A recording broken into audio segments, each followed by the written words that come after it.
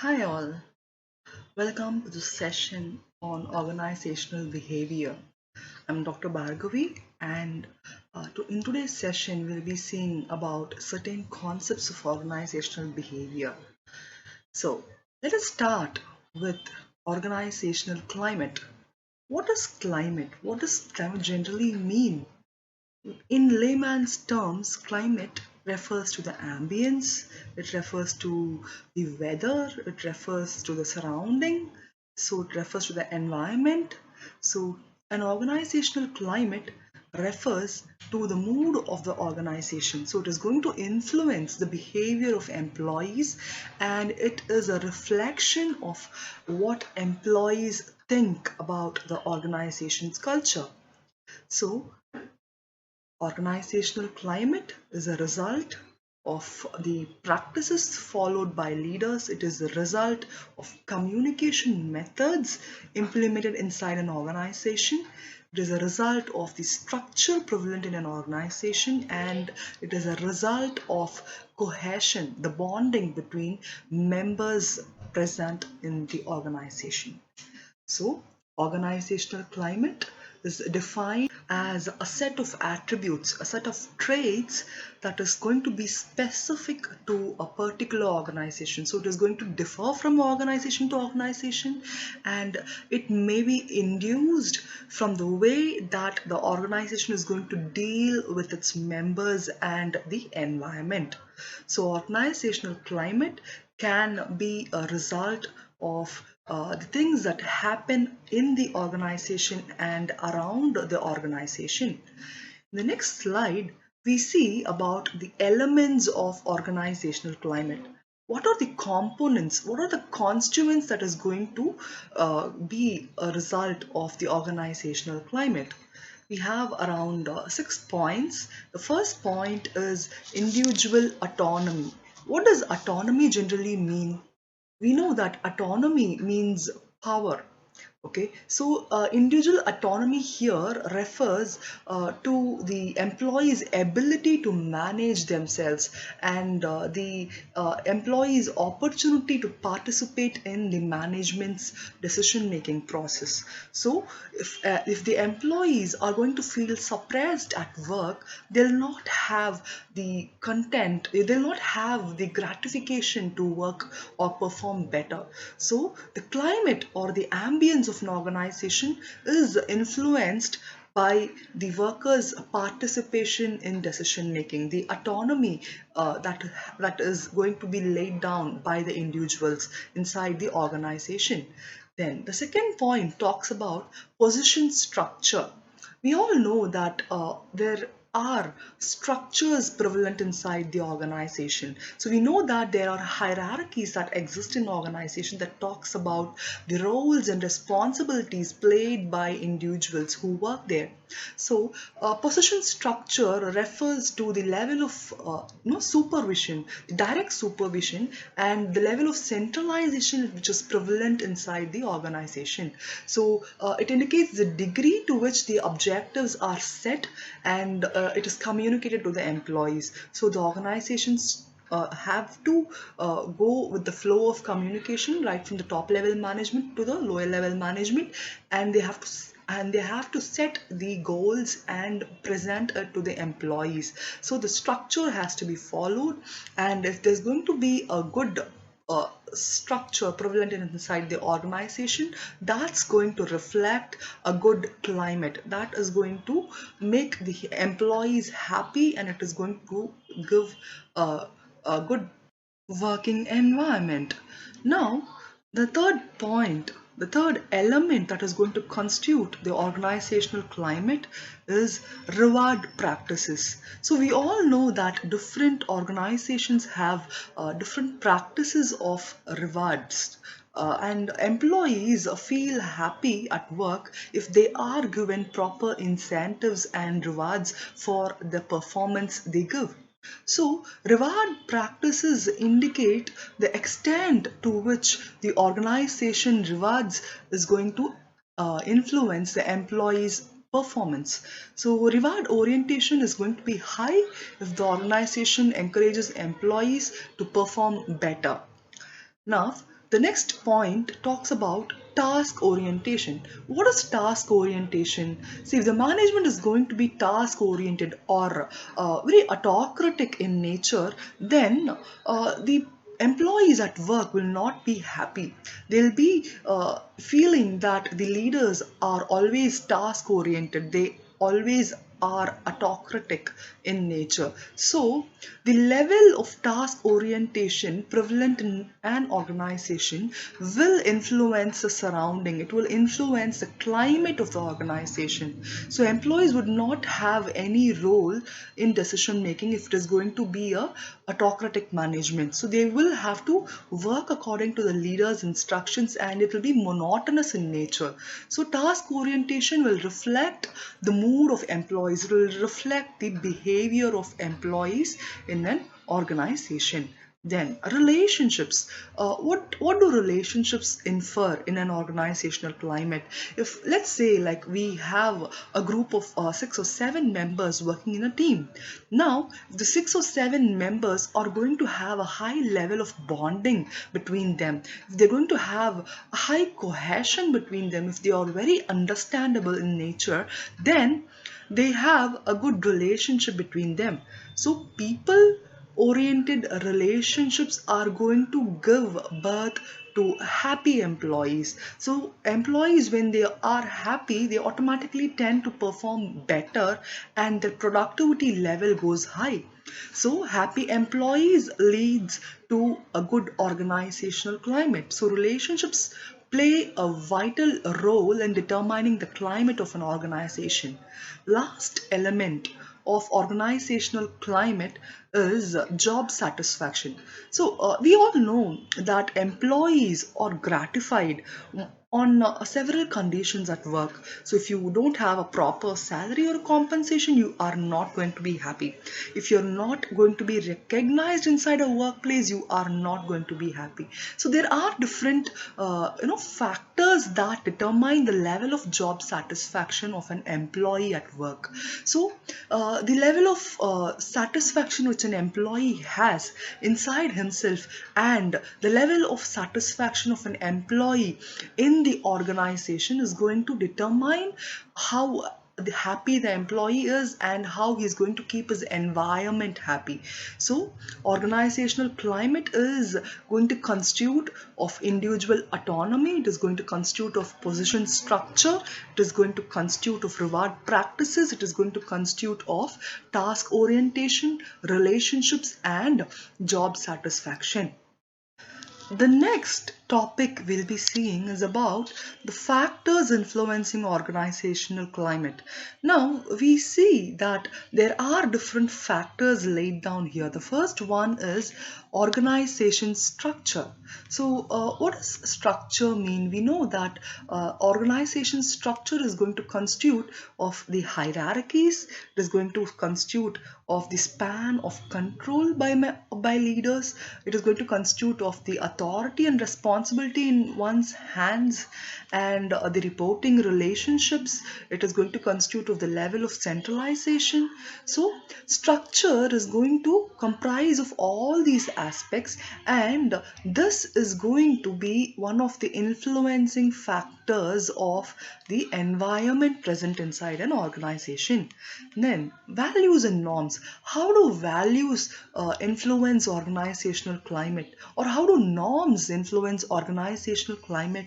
We know that values are going to comprise of ethics, it is going to comprise of beliefs, it is going to comprise of the loyalty of an individual, the dedication of him, it is going to comprise of the commitment of an individual towards work. So all these are coming under values and norms. So if the employee is going to be very loyal towards work, if it is going to be very dedicated at work, then the climate of an organization, the environment of the organization will also be the same. So the level of dedication and the commitment of an employee will be reflected in the environment of the organization.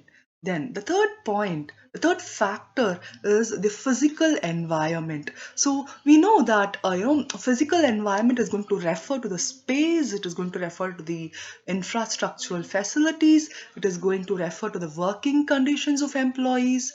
So and it may also comprise of the environmental health and safety conditions also.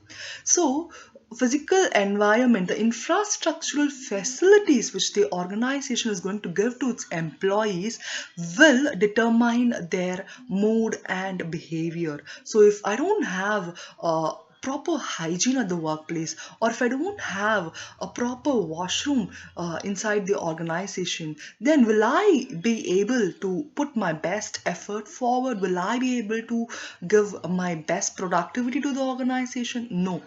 So, the physical environment is going to play a vital role in determining the organizational climate. Then, leadership process. We know that leaders have a great role in determining the success of an organization. So, the style of leadership or the effective leadership practices inhibited by leaders, their decision making processes, these all are going to influence the mood of the environment or the mood of the organization. So leadership process is going to involve the ability of a leader to steer the organization, to take control of the organization's path towards success.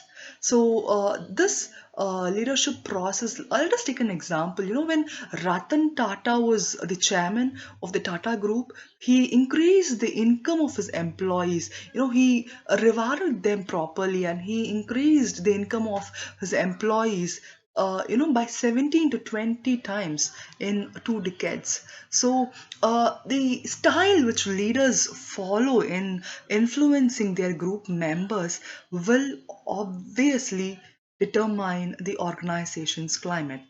Then the next point talks about rewards. We know that the employees' confidence of being rewarded for good performance is essential. So when employees have this level of confidence in them, that when they are going to give a high productivity at work, then they will be rewarded. So that positivity, that optimism inside them will make them to perform better, and they will improve their performance day by day. So rewards will determine the employee's performance at work, and it will also reflect the work environment. So it will also reflect the organization's climate. Then the next point talks about the flow of communication. Now, communication systems and procedures in the organization are different from point to point, from time to time. So the communication has to happen in a transparent manner, and there has to be a smooth flow of information right from the top level management to the lower level management, and vice versa. So if let us say the organization is planning for a change, it is planning for implementing some change inside. Now, if the change is not going to be communicated properly to the middle level and the lower level management, do you think the employees will be happy with it? No. So, the flow of communication from or in between the different levels of management is going to determine the climate of an organization. Then, the next point talks about tolerance and conflict.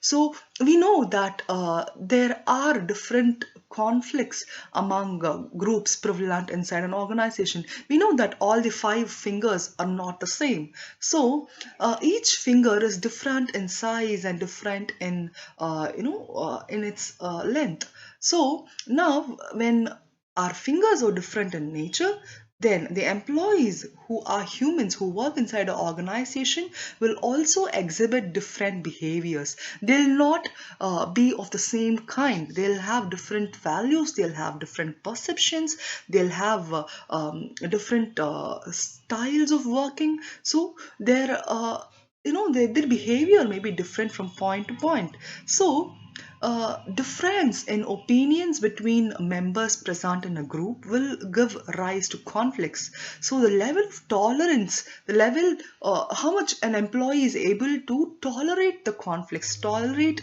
the clash of thoughts, tolerate the conflicts arising between his members present in a group, will obviously decide the climate of work. The next is going to talk about decision making practices. So we all would have known about this concept called as workers' participation in management, the WPM concept, which was an emerging trend for a long period of time. So the workers, when they are given opportunities to express themselves, when the voice of the employees are heard from the organization's top management, then they feel happy. They feel happy that their suggestions are heard by the top level management, and it is being implemented by the top level in the decision making processes. So decision making practices and procedures play an important role in the organizational climate. So the extent of employees participation and their extent of decision making contribution is a key parameter to determine the organization's climate. So we also have heard about Hindustan Unilever, which has consumer products like Dove, Lux, Ren, Surf, Pepsodent.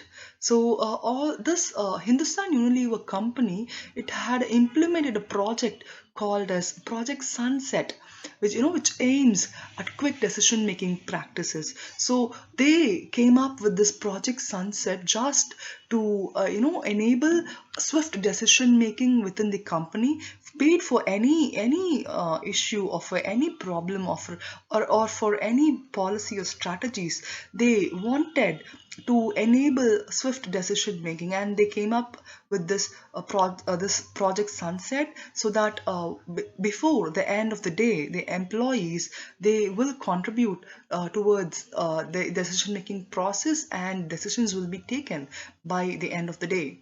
So decision making practices are going to influence the organizational climate.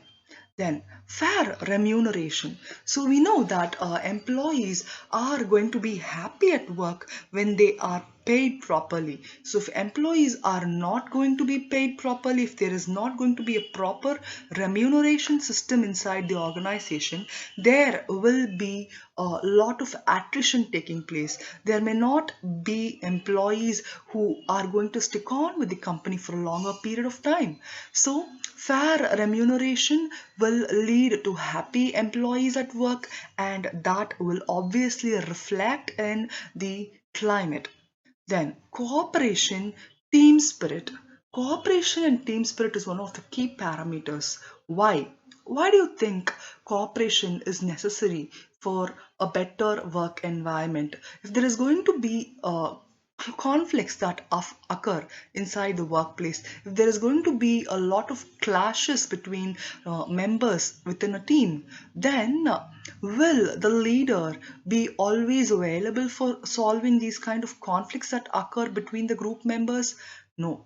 So cooperation and coordination between members is essential for the employees to be happy, and it is essential for people. It is essential for them to proceed with the smooth functioning of the organization. So cooperation and the team bonding, the team energy, is one of the key parameters that is going to influence the organization's climate. Then the next point talks about result orientation. This means that the activities of the organization should be result oriented. It should be goal oriented. It should not just be people oriented alone. The employees who work in an organization should work towards the accomplishment of goals. So they should be focused on achieving the objectives of the organization. So that is going to be one of the influencing factors. Then adherence to rules. Let us say that if there are not going to be proper following of the rules and regulations laid down in the organization, then will there be work discipline? Will there be happiness inside the workplace? No. So if I'm not going to follow the rules and regulations laid down by the organization, then I may not, adhere to it, or I may not be loyal towards the workplace. So rules and regulations can be inferred as the discipline which comes from inside the individual to be development oriented. So he should be sticking to the guidelines, he should be sticking to the procedures. The employees should stick to the regulations that are laid down by the organization in order to have a better work climate. Then the last point talks about the nurturance of subordinates. So the talents which these employees possess has to be nurtured by the leaders. So the leaders are going to find a special talent exhibited by a member under him, then it is his duty to nurture the talents of these followers underneath. So once the individual who's working under a leader is given the recognition that he has a special talent, then he tends to perform even more and more better.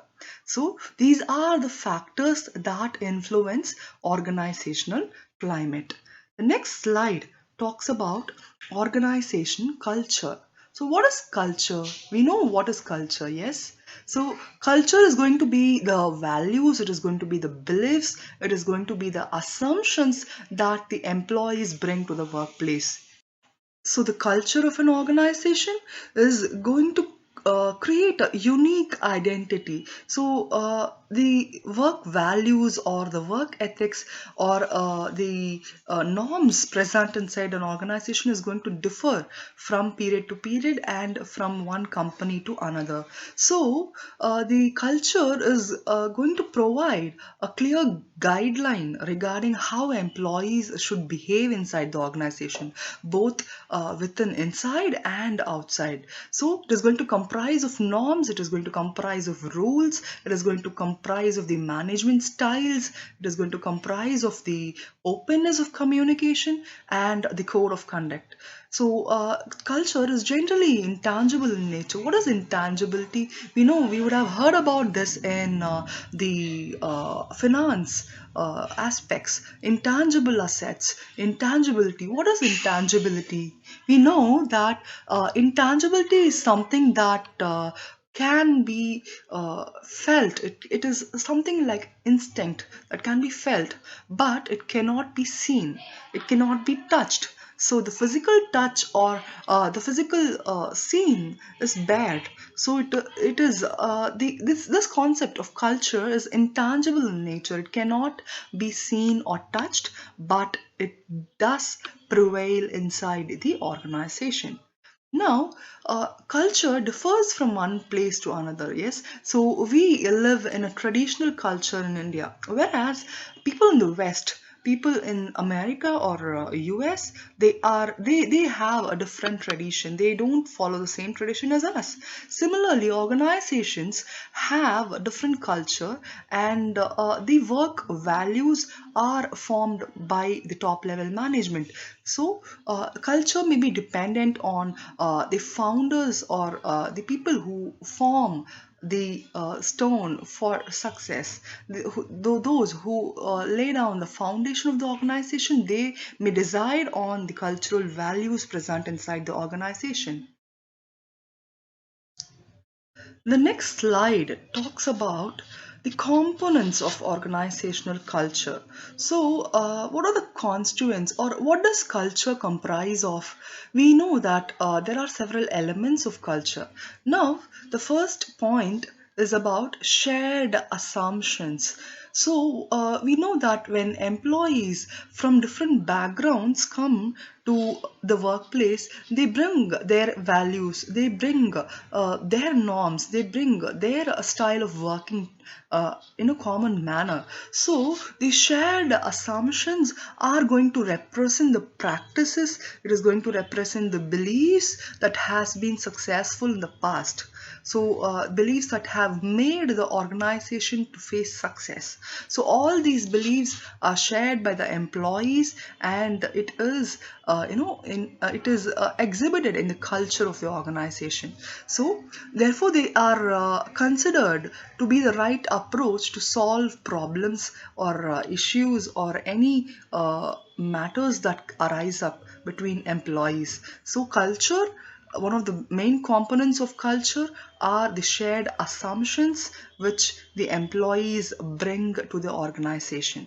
Then shared values. So values is going to reflect the organization's beliefs. Yes, so they represent the principles that actually shape the thinking of the people who work in an organization. So values can be learned from anywhere. Values can be coming up from the families or the friends which the individual has, or from the society, or from the religious influences, or even from the socialization process that takes place. Values can come up. So values, these shared values, they are something that is going to be prevalent in all the organizational aspects. So tradition and security may be one of the shared values of a company, while the other company may have shared values like challenges, that challenges that the employees face at work, or the way in which employees win in difficult tasks. So shared values is going to be one of the components of organizational culture. Then the next point talks about artifacts. What are artifacts?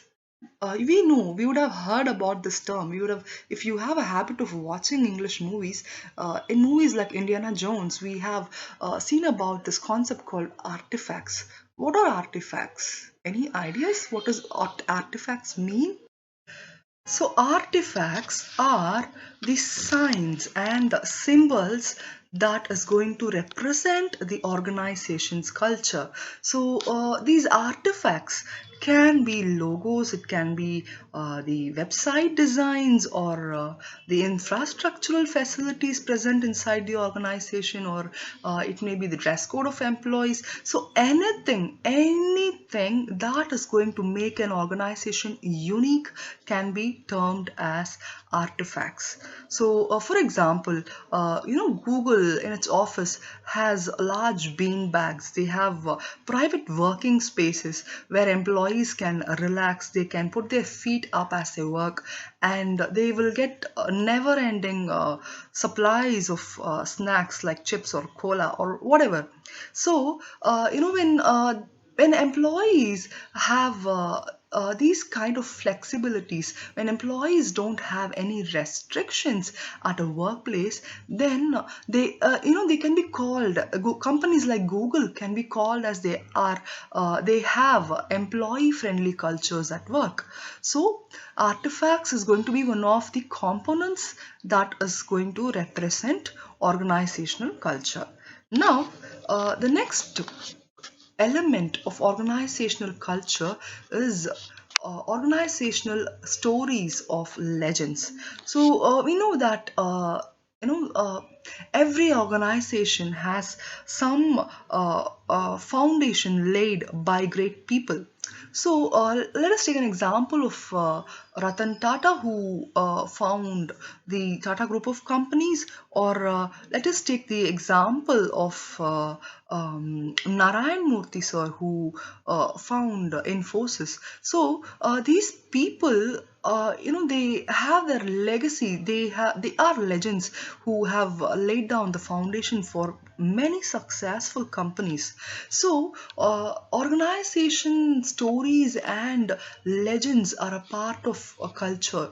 how they represent the actions and reactions to situations by the organization, and they serve as a guide to the employees behavior. So newly joined people, when they hear these success stories of their founders or their chairman, then they get influenced by the way of working, they get influenced by the style of these kind of leaders, and it forms as a part of culture of employees at work. The next component is the rituals and ceremonies followed inside the organization. So rituals are they are the routinely performed activities in the organization that is going to represent the culture. For example, see, we all know that just like how things happen in a college, like how students celebrate different functions in the college, even organizations have the celebrations at work. So be it a traditional function or a traditional festival like Diwali, or the Tamil New Year, or the some good festive season that is going to come up, then even the employees have this habit of bringing the festive mood inside the organization. So they put rangolis, they have ethnic wears, they have good gatherings, and they do engage people in activities, some kind of fun activities. So rituals and ceremonies form a part of the organization's culture. Then the last point is about communication. So how is communication going to influence the culture of an organization? So we know that the language used by the employees to communicate with co-workers is going to form a part of culture. Why? Why? Because communication is going to involve the flow of information. It is going to involve different activities that is going to ensure the smooth functioning of the organization. So we know that the flow of communication has to happen between different levels in the organization, so that there's going to be harmony present inside. So communication, the tone of communicating to people, or the slang used by the individuals who work in organization, will form a part of the culture. So with this, we have seen about the organization culture's meaning and its components.